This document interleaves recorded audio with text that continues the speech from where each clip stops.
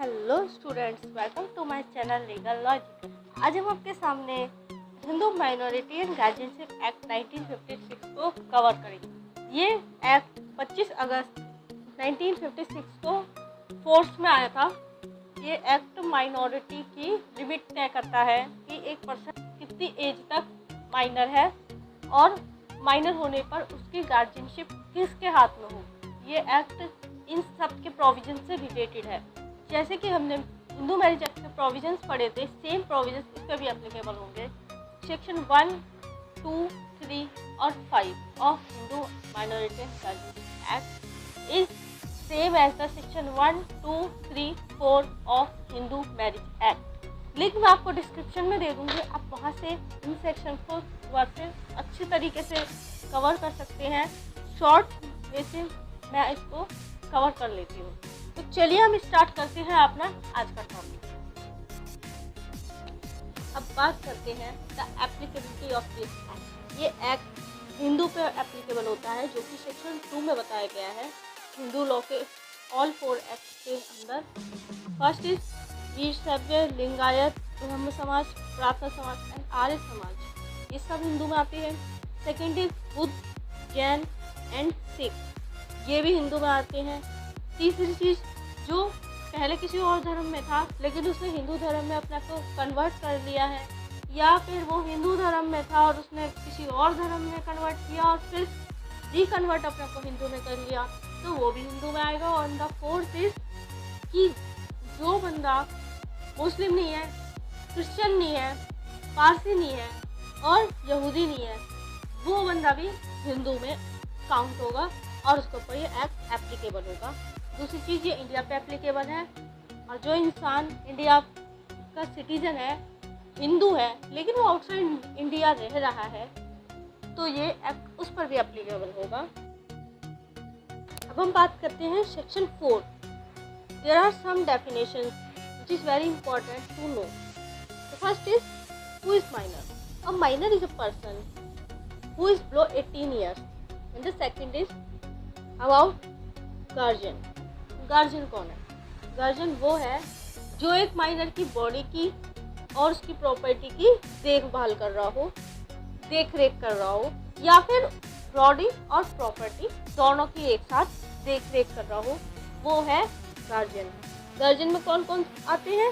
First is natural guardian and the second is a guardian appointed by the will of the minor's father और मदर। The third is a guardian appointed by or declared by a court, and the fourth is a person empowered to act as such by or under any enactment relating to any court of wards।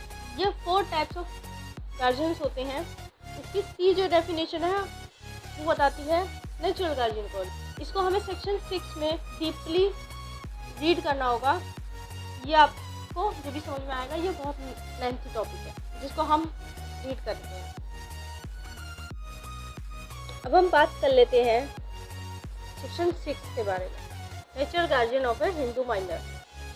देखिए, जब एक minor 5 years से कम होता है तो उसकी मामूली तौर पे जो गार्जियन होती है वो मदर होती है।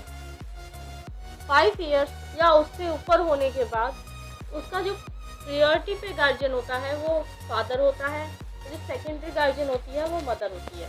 इट मीन्स पहले हक पापा का होगा, अगर पापा नहीं है तो फिर माँ का हक होगा पहला। इसके बाद बारी आती है इलेजिटिमेट बॉय और unmarried girl who is illegitimate. उसमें पहला हक होता है माँ का गार्जियनशिप के लिए और फिर पिता का हक होता है। इसके अलावा अगर कोई लड़की जिसकी शादी हो चुकी है, उसका गार्जियन कौन होता है? पति। लेकिन कुछ कंडीशंस में पति उस लड़की का गार्जियनशिप में नहीं आता।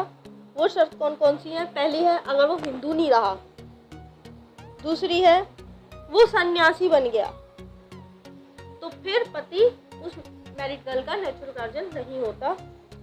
ये होते हैं नेचुरल गार्जियन।